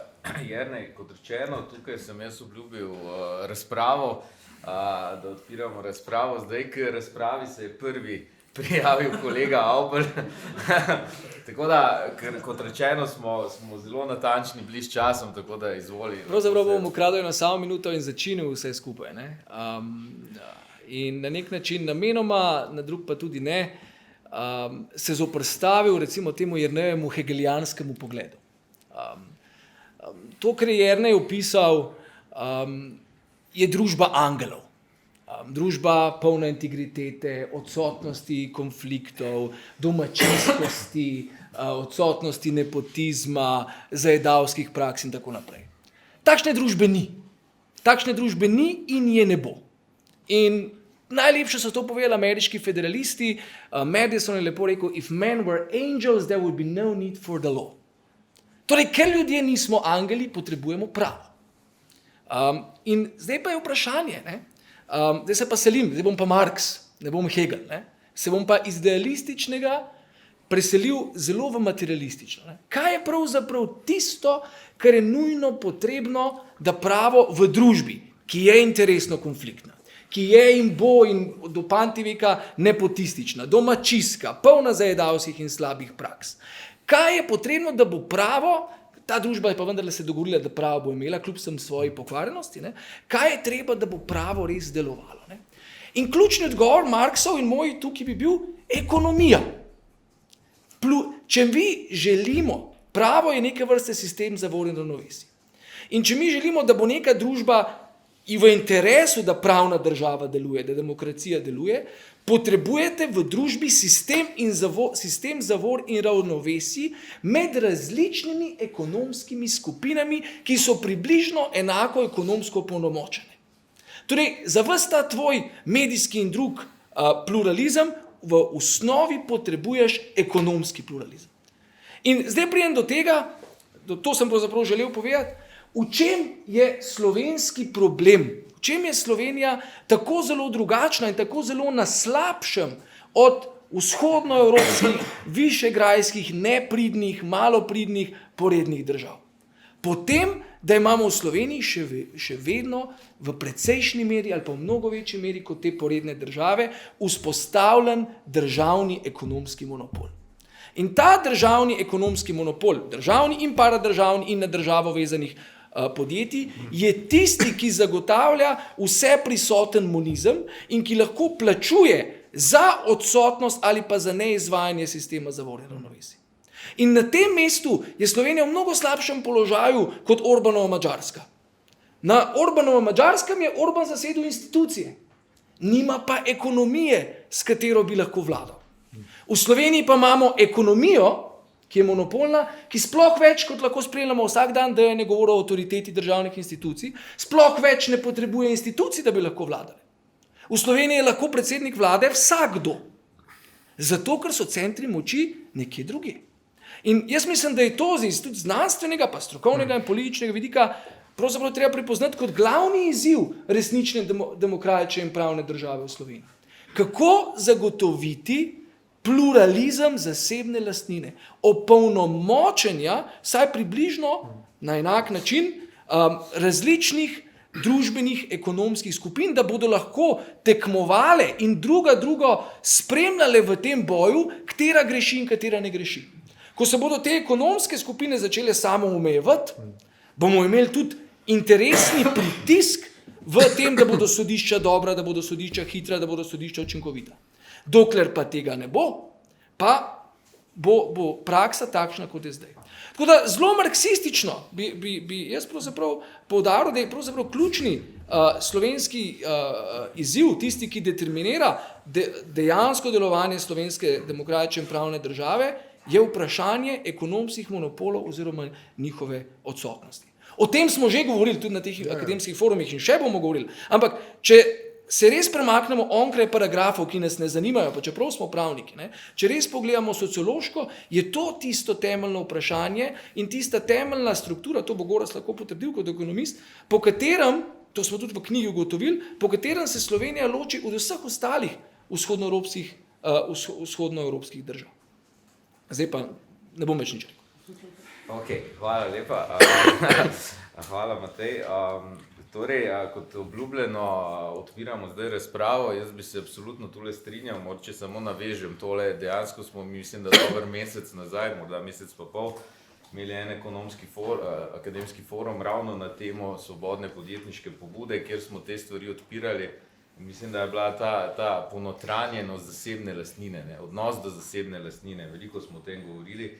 To je zagotovo eden od velikih problemov pri nas, ki dejansko ni čisto še zaživel na vseh teh področjih, kar je bilo omenjeno. Ampak da ne krademo časa, kot omenjeno, izvolite, beseda je vaša, spoštovani spoštovane gostje, tako da izvolite, samo povejte za komentar, vprašanje, vam je naše omizje na voljo. Tako da izvolite.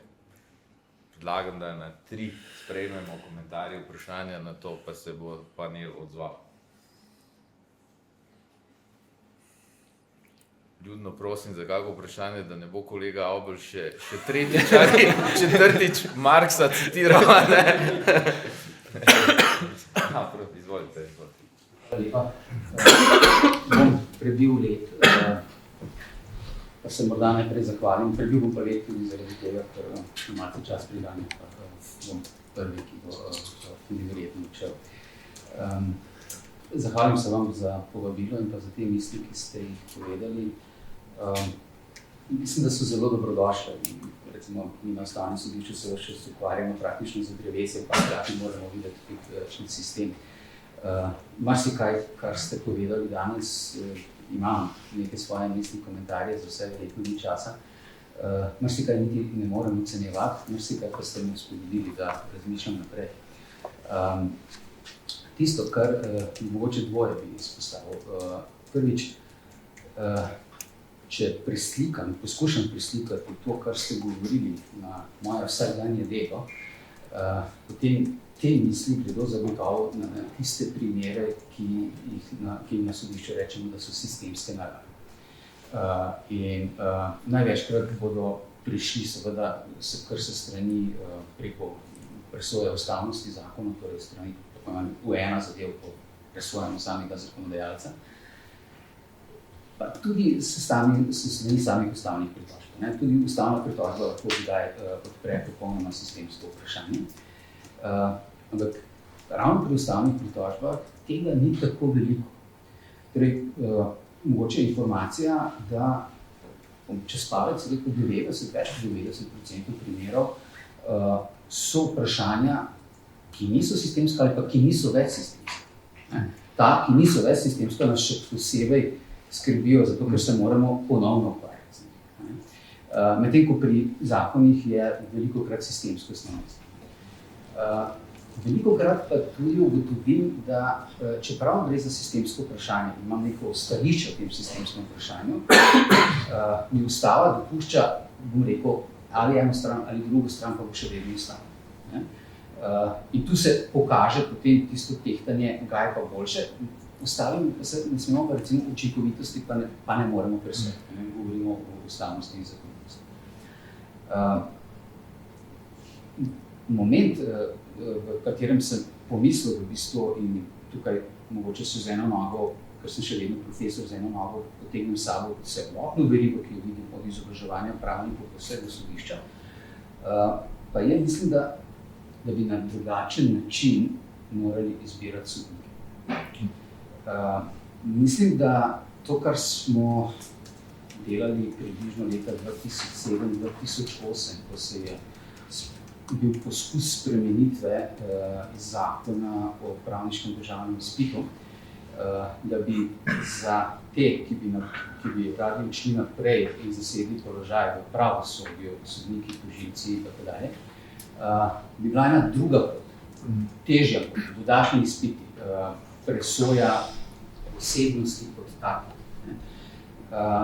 Tega nimamo danes. In če grem še nazaj, tudi na pravne fakultete ne moremo vplivati v sodišče. Nimamo sprejemnih izpitov. Nad določenimi točkami lahko vsakdo pride. Napravi pravno fakulteto, gre naprej, zopet ni nobenega filtra, kdo od tega bo postal sodnik. Tukaj je moje mnenje za poskusni mandat drugačno, ravno zaradi teh ljudi. In tudi nekdo, ki ga bomo preizkusili, in tudi sam bo lahko spoznal, vse mogoče nisem in laže bo odšel, kot še danes zapusti sodišče. Seveda lahko zapusti sodišče, prav mislim, da bo potem laže odšel. Tako da meni je ta poskusni mandat bližje in argument sodeni poskusni sodnik je enako kot argument sodeni sodnik, ki je 2 leti komaj sodnik. Oboje me lahko kot stranko v narekovajih recimo stranko. Tako da širše v bistvu gledam to sliko in potem seveda institucionalizacija nekaj. In samo še ta misel, 6 let sem v pravosodju, pred tem strokovni sodelavec na Vrhovnem sodišču, ampak na upravnem delu. In to, kar sem tam pogrešal, je specializacija. Za druge oddelke to ne velja. Ali pa vsaj ne morem reči. Medtem ko pri upravnem sodišču skočiš, v eni uri si na davkih, v drugi uri si na denacionalizaciji, v tretji uri si na koncesijah, v četrti uri si na državljanstvo, 5. ura migracije oziroma vprašanje mednarodne zaščite in tako naprej. Izredno širok spekter, ki ga moraš pokriti. In seveda, ne da upravičujem, res poudarjam, ne da upravičujem, ampak poskušam razumeti, da prihaja do napak. In ko enkrat vidiš pravosodje od znotraj, si morda to lažje predstaviš. Spis, ki ni takšen, ampak spis, ki je v škatlah, mimo katerih se komaj prebiješ do svoje delovne mize, dan za dne. In veš, da bo čez 1 leto drugače, da ne bo drugače čez 1 leto, čez 10 let ne bo drugače. Še enkrat, ne opravičujem, poskušam pa razumeti. Po drugi strani, če k temu dodamo še, in se strinjam z te, nikoli nismo dosegli mi nekega, ne ravno, torej neke pozicije velike demokratičnosti. Kaj se je nam dogajalo v zadnjih 28 letih?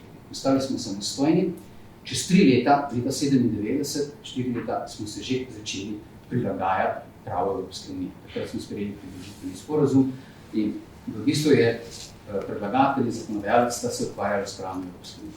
Hkrati, torej izgradnja svojega, tisto, kar je lahko bilo suvereno svojega sistema, z druge strani že pravo Evropske unije. Zelo veliko za relativno majhen državni aparat, pa zopet ne vem narobe razumeti, da je državni aparat, da bi rekel, da je v Sloveniji majhen, ampak če primerjamo isto količino dela, ki ga moramo opraviti kot neka velika Nemčija, seveda je to majhen državni aparat. Pri nekaterih zakonih sem sodeloval in sem videl v bistvu, kako težko je to.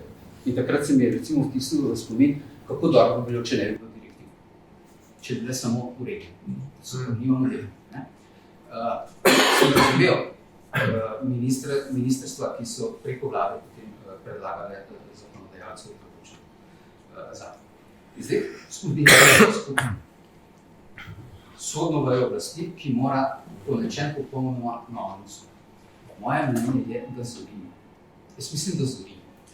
Ni dobro, ni perfektno, ampak mislim pa, da je drugače kot je. In s tem tudi ne opravičujem. Glede števila sodnikov, pa če primerjamo se z Nemčijo, samo ta podatek, decembra sem prav članek od Foskola, to je predsednik Ustavnega sodišča Nemčije, tam pa je pomanjkanje. Tako da, morda je to dobro vzeti v obzir, da ne vzamemo neko stanje v neki državi, pa rečemo, primerjamo v bistvu na 100.000 prebivalcev, pa v bistvu predsednik Ustavnega sodišča poziva k večjemu številu sodnikov. In zdaj pa res še zadnja poanta. To, kar me tudi institucionalno moti, pa je v bistvu, da imamo občutek, da se zelo hitro pride do odločitev na rednih sodiščih in potem pride k nam, preko ustavnih pritožb. Mi smo pa utopljeni v delu. In se nam leta 2015 se nam dviguje statistika ustavnih pritožb. In medtem, ko imamo sistem pick and choose, recimo na Vrhovnem sodišču, mi ga nimamo, moramo v bistvu sprejeti vse. In ko se presoja, kaj sprejmemo in kaj ne sprejmemo in koliko je na koncu odločb, v katerih najdemo kršitev v sodnem postopku rednih sodišč, je tega izredno malo. Zato pravim, da vseeno imamo občutek, da zorimo. 2200 pedentnih ta trenutek, pa smo konec leta 2018, mislim, da smo do 33 ugotovili kršitev. Tako da je ta odstotek recimo manjši, kot če se primerjam z ustavnimi sodišči v drugih, predvsem nekdanjih državah članicah Evropske unije, to vedno, nekdanje Jugoslavije, to vedno vprašam in je naš odstotek manjši. Seveda, tukaj je kupica vprašanja, tako kot pravi javnost, da čistih, ne čistih, vsak nesprejem, torej ugotavljanje sprejema ustavne pritožbe je zelo velik korak. Pri temu, da na koncu ni nekega pojasnila stranke, ni obrazložitve, mi naredimo to presojo tako kot je treba. Tako da, če bi to se pravi. Hvala lepa. Lepše hvala. Še kakršno vprašanje, komentar, sugestija, mnenje? Nekoga? Še kaj? Izvolite. Kratek, jaz sem sicer laik, nisem pravnik, ampak bolj življenjsko gledam na stvari. Slučajno berem zelo eno knjigo enega italijanskega kirurga iz začetka prejšnjega stoletja, ki opisuje tudi, koliko je sodeloval pri dvobojih, takrat so še bili dvoboji, ki so bili pa strogo prepovedani, kaznovani. Vsak dvobojevalcev pa mora imeti svojega zdravnika.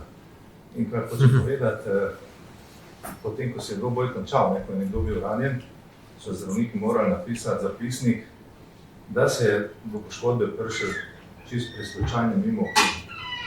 Se pravi, lažno spričevalo, lažen zapisnik. In to me zopet navaja na to, kar že večkrat ponavljam, laž je temeljni vir vsega družbenega zla. Mislim, da je to čisto elementarno vprašanje, ok, dobri, umazani, zli smo, ampak laži se mi zdi, da premalo preganjamo. Imamo tudi v zakonskih določbah podporo oziroma oporo, da bi laž preganja.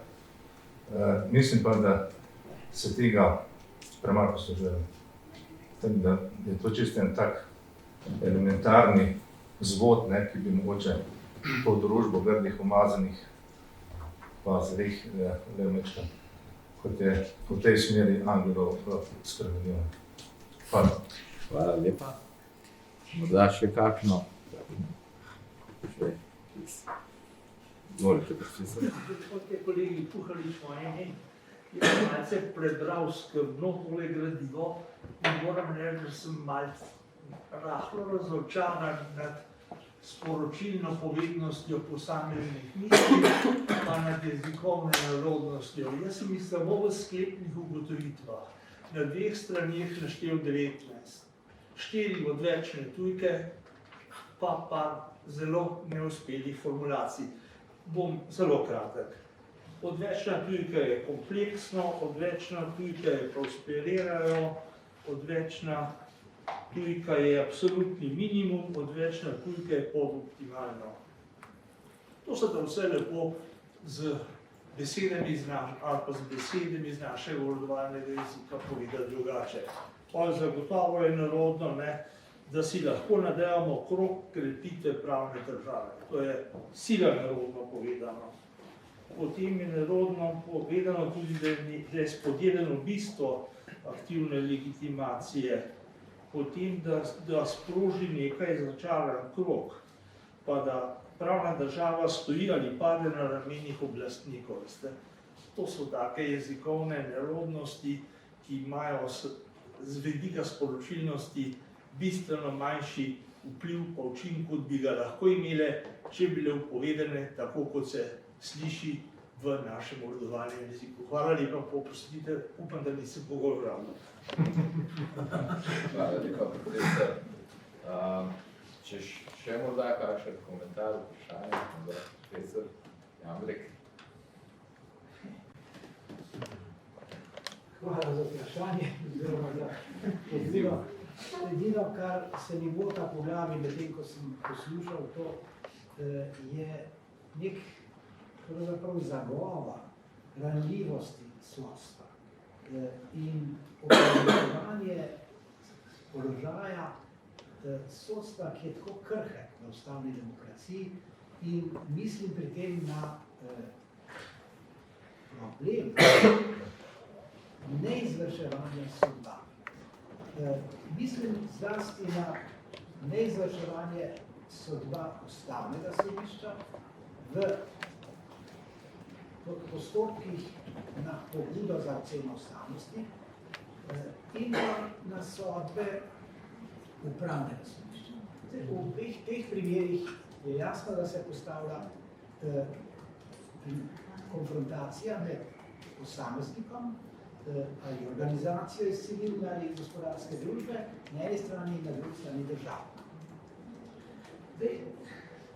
Profesor Ravne govori o klinični smrti sodstva. Jaz mislim, da je primer neke male začasne klinične smrti sodstva to, da sodba ustavnega sodišča ali upravnega sodišča preprosto ni izvršena. Iz teh ali onih razlogov, ampak to je tisti sine qua non pravne in demokratične države, ko je ona klinično umre, ko se sodba sodišča ustavnega in upravnega ne izvrši.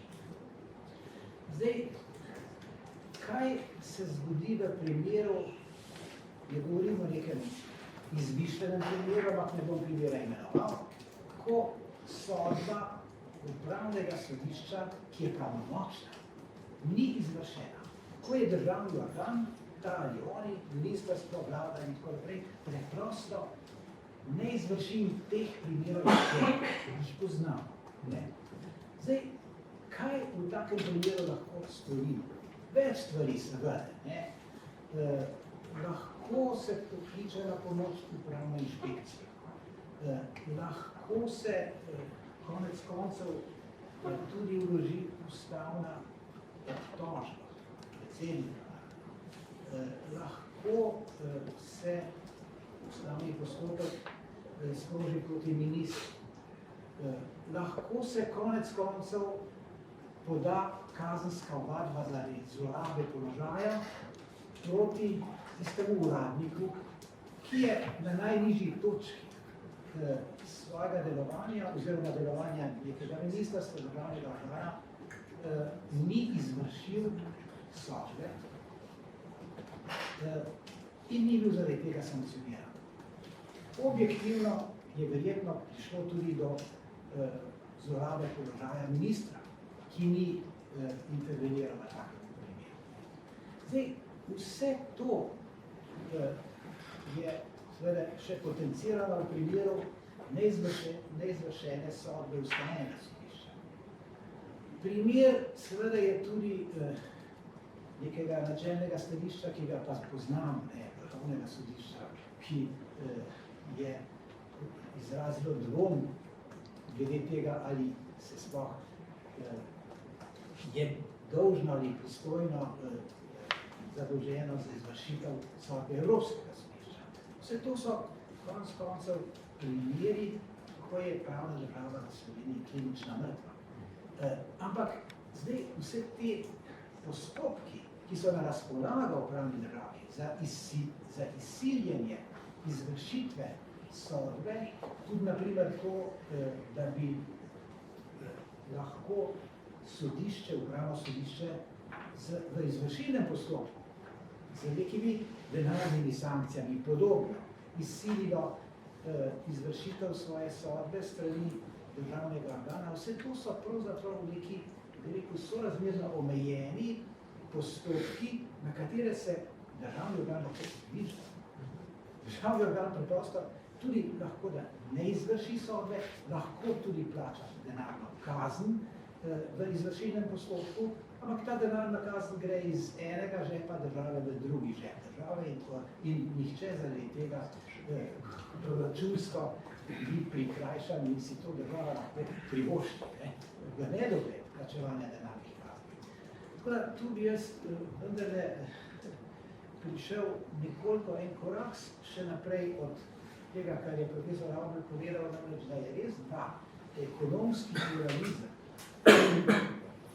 ekonomski monopol, nek vzvod, neka determinanta političnega pluralizma. In zdaj edina kazen, ki bi bila učinkovita za primer take klinične smrti sodstva, ko se sodba preprosto ne izvrši strani državnega organa, bi bilo to, da bi državni organ bil nemudoma politično kaznovan, ker to je politični organ in mora doseči politične kazni.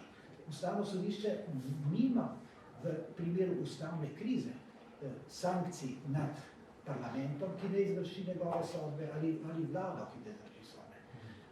Tako da tu bi jaz rekel, da najprej mora biti zagotovljena neodvisnost tega psa čuvaja, medijev, ampak ti mediji, seveda, če so oni monopolno, ekonomsko financirani, so po naravi stvari na strani izvršilne veje oblasti, ne pa na strani sodne veje oblasti.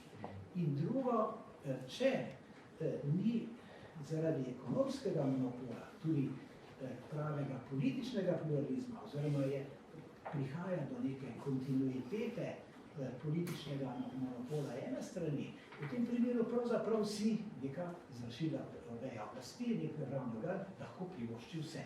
Tudi to, da stori nekaj, kar je nezamisljivo v pravni državi, kar pomeni klinično smrt pravne države, da sodba sodišča ni izvršena. To je moje mnenje, če je kakšen komentar možno. Ok, hvala lepa. Potem bi s tem, bi rekel, tele vaše komentarje in sugestije nekako poskušali strniti v okviru našega panela. Jaz bi zdaj prosil, da naši moji sogovorniki, da tako rečem, poskušajo strniti mogoče v par minutah nekaj zaključnih misli, se morda vsak navezati na katerega od teh komentarjev, vprašanj, sugestij, ki so bile strani naših gostov podana, tako da bi pa morda tokrat štartali ravno v kontrasmer, torej začnemo z Dejanom, potem Marko, potem zaključimo stavko. Tako da prosim, izvoli, beseda tvoja. Ja, hvala lepa, bom poskušal biti zelo kratek. Mogoče ena taka stvar, ki je pravzaprav osrednja težava, začetna težava zadnjih let slovenske demokratične prave države je v tem, da je seveda Slovenija še pred pol desetletje in pol je imela nek ta zagon v vseh treh vejah v nekih željah po reformi. Potem pa nekako se zdi, da je kar nekaj prišlo do nekaj zatišja, nekako vsi akteri, ki se resnice ne toliko spreminjajo v slovenski družbi, so nekako ugotovili, da se spremembe nikomu ne splačajo. In smo v neki fazi, kjer je status quo vsem bolj ali manj ustrezen in v tem živijo. Zdaj, jaz sem imel recimo krajšo izkušnjo v sodni veji oblasti, trenutno sem v izvršilni veji oblasti in seveda nikakor ne bi zdaj rekel, da je vse narobe, vse nerešljivo. Pogosto je tako, da so seveda težave zelo banalne. In ponavadi prav tisti akteri, ki jih najbolj nekako smatramo za krivce, so tisti, ki imajo najmanj vpliva. Če vzamemo izvršilno vejo oblasti, torej na ministrstvo prije nov minister in njegova ekipa, z idejami, vizijami in tako dalje. Komu uradniki, strokovni sodelavci rečejo, ne, 20 let že delamo tako, ne bomo zdaj spreminjali, se zgodba za ta mandat konča. In vam lahko povem, da to ni samo teorija. Če izhajam iz te moje, recimo, izkušnje iz sodne veje oblasti, pri nas pač je ta sodniška funkcija dokaj tako postavljena, da so sodniki praktično od tajnic do vratarjev, do teh, ki kuhajo kave, pa do teh, ki sprejmejo najtežje odločitve. Vprašanje pa je, kar smo tudi poskušali v tej knjigi dati neke svoje poglede, kako to spremeniti, je seveda, kako to spremeniti. Torej, po eni strani seveda so institucionalni vidiki, ki jih tukaj bo izpostavljal, po drugi strani pa seveda osebni vidiki. Torej, smo v neki fazi, ko pa da je prehodna faza, kjer samo mogoče ti akteri teh treh vej oblasti so pač nekoliko izčrpani. So pač ugotovili, da sprememb ne bojo dosegli ali pa se jim ne splača jih doseči.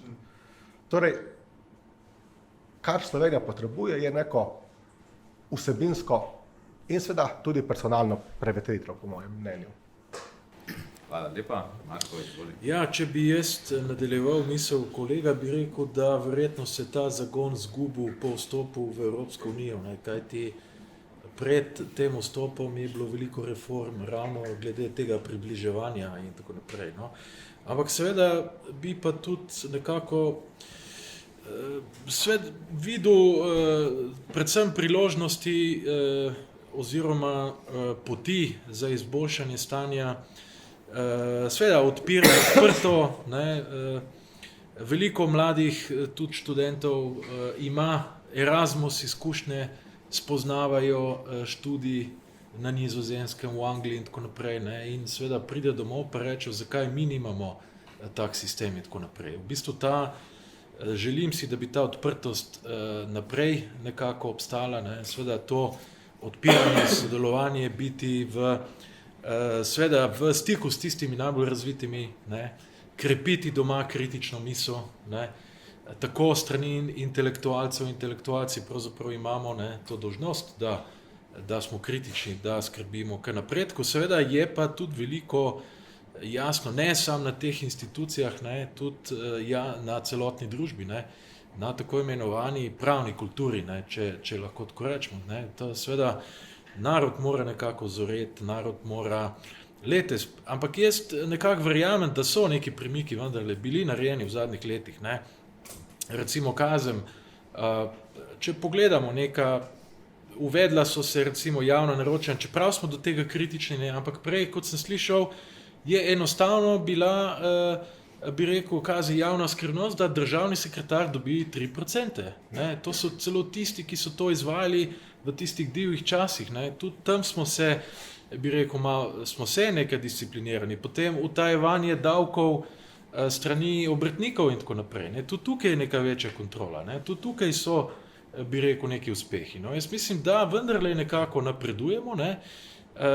Jasno pa, da tukaj moramo biti v stiku s tistimi najbolj razvitimi, s tistimi najbolj prodornimi, se seveda od njih učiti in nenehno seveda izboljševati tudi lastno družbo. Seveda najbolj narobe je, da neka institucija ali pa nek sistem ostane vase zaprt, monopolen, potem v tem smislu ne bo napredoval. Tako čisto na koncu bi se seveda zahvalil kolegom, s katerimi sem sodeloval, predvsem tudi vodi nekako projekta, tudi da me je povabil k projektu in za to dragoceno izkušnjo, ki sem jo lahko imel.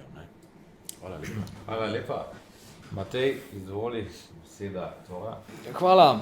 Na kratko 3 stvari.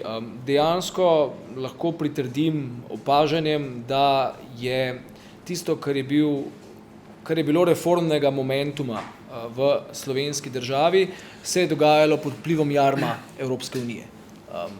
Torej, tista pristopna faza k Evropski uniji, tisto je bilo dejansko ponotranjeno strani velike večine, ne samo družbe, ampak tudi institucionalnih akterjev, da je nekaj, kar je treba storiti, treba doseči, in takrat se je sistem dejansko trudil. Konkretni ljudje v konkretnem sistemu so se dejansko trudili za doseg teh ciljev.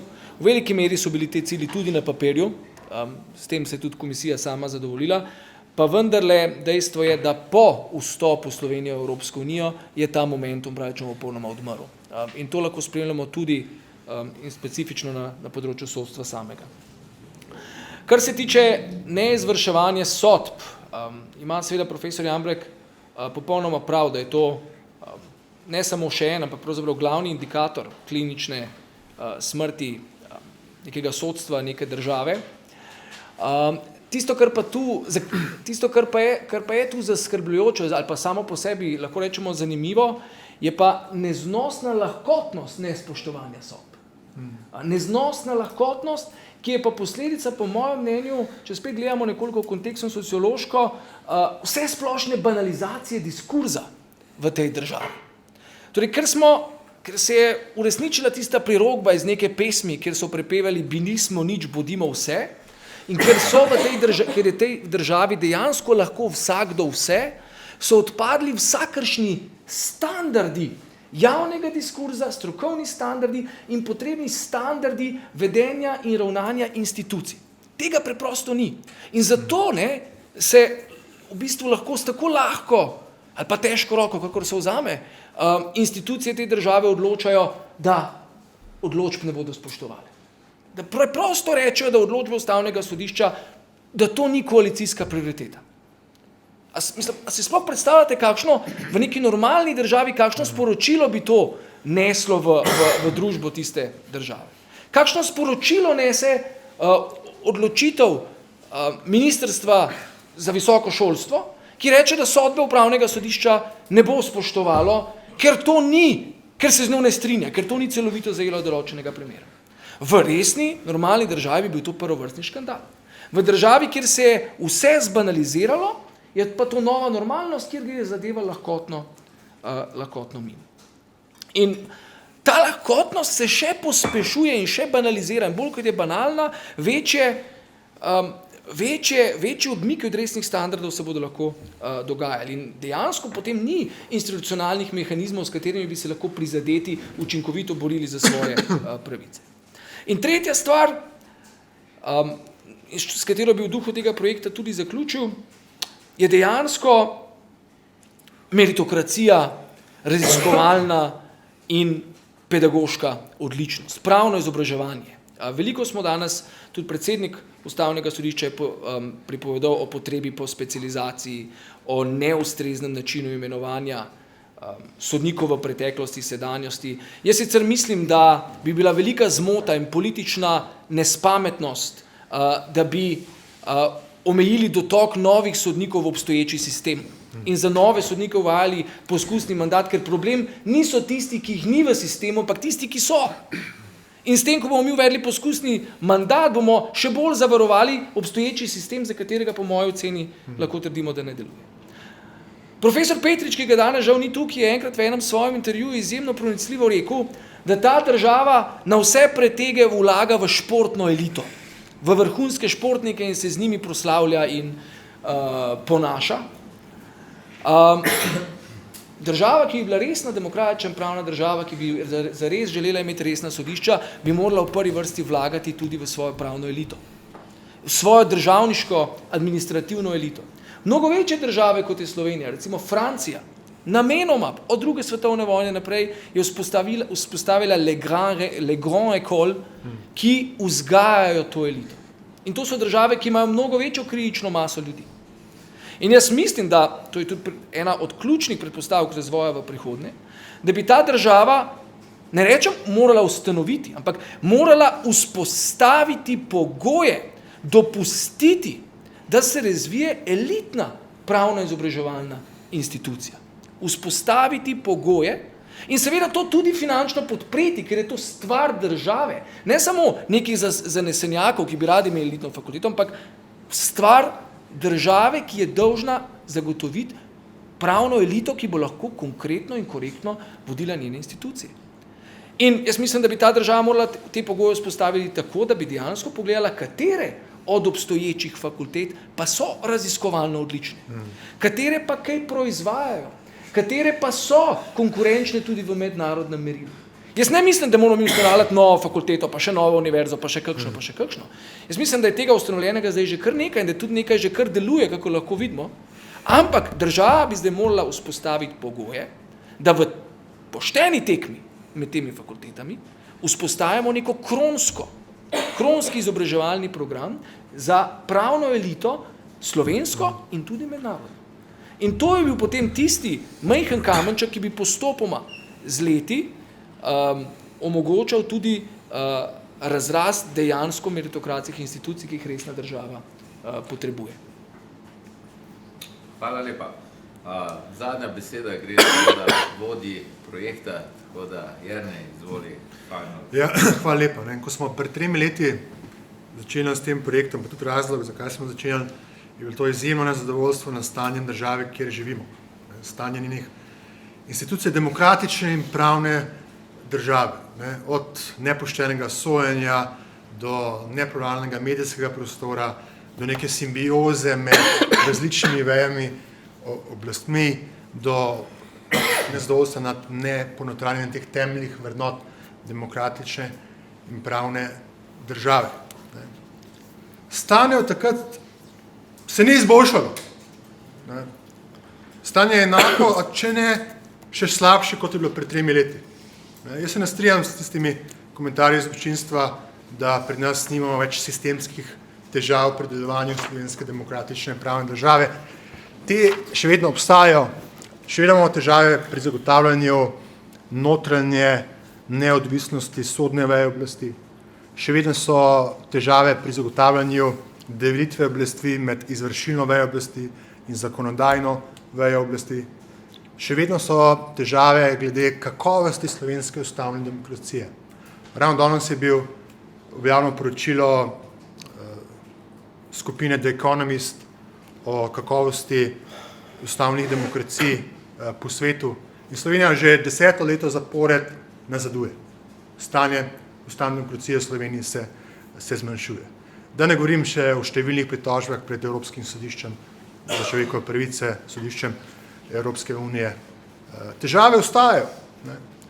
Glavni prispevek tega projekta, kar jaz vidim, je pa v tem, da se je v bistvu odprl prostor, kjer lahko raziskovalci, pa tudi intelektualci kritično razpravljamo o delovanju slovenske demokratične in pravne države. Se kritično izražamo o delovanju sodne veje oblasti, izvršilne, zakonodajne veje oblasti. In ta projekt je res produciral izjemno število kakovostnih publikacij, sam sem izjemno zadovoljen ob zaključku projekta, se tudi zahvaljujem znova kolegam, ki so tudi prispevali k tem publikacijam. In ne glede na vse, se je ustvaril nek javni polarni prostor, kjer je dovoljeno in dopustno kritizirati delovanje slovenske demokratične in pravne države. In to ni nekaj samoumevnega, če samo pogledamo k našim sosednjim, na Hrvaško, ali če pogledamo državo, kot je Španija, kjer to ni samoumevno. Ni samoumevno kritizirati institucije demokratične in pravne države. Zagotovo pa za prihodnost naše države, pa za prihodnost našega naroda in njegovega preživetja je pa odvisno, na katero pot bomo stopili. Ali bomo nadaljevali po poti nadaljevanja starnih, arbitrarnih praks, raznih neformalnih omrežij in razkroja institucij slovenske demokratične pravne države, ali bomo šli pa na neko novo pot, ki bo sledila tem temeljnim vrednotam ustavne demokracije, človekovega dostojanstva in nazadnje tudi, ali se bo večina slovenskega prebivalstva uprla, in tukaj govorimo o množičnem uporu zoper te arbitrarne prakse slovenske demokratične države, če po domače povedano, ali bodo šli tudi ljudje, običajni ljudje, na ulice in se bodo s tem izrazili svoje nestrinjanje z delovanjem Slovenske demokratične in pravne države. Od tega je odvisna prihodnost Slovenske demokratične in pravne države. Okay, zelo lep zaključek, Jernej, hvala lepa. Na tem mestu tudi časovno smo ravno v okvirih, kot smo obljubili, tako da jaz bi se samo zahvalil še enkrat mojim sogovornikom. Lepa hvala, da ste prišli in delili z nami tele izkušnje, ki ste jih tekom teh zadnjih 3 let pridobili. Lepa hvala tudi vam, spoštovani gostje, da ste se odzvali vabilo in se vidimo na naslednji priložnosti ob naslednjem akademskem forumu. Lepa hvala. Vsem.